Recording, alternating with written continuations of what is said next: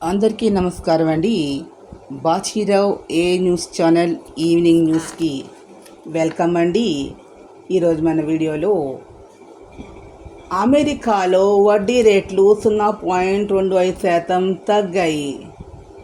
తగ్గింపు ధరతో AC booking. GST rate ఈ నెల 22 నుంచి 18% తగ్గనుంది. ఎస్ బ్యాంకులో 13.18% వాటా విక్రయించిన ఎస్బీఐ. బొమ్మల కొలువులో ఆపరేషన్ సింధూర్ వీరులు. ఇక ఈవీఎం బ్యాలెట్లపై అభ్యర్థుల రంగుల ఫోటోలు. ప్రజాపయోగాలకు ఇచ్చిన భూముల్లో మిగిలిన స్థలంపై హక్కు పూర్వ యజమానులదే.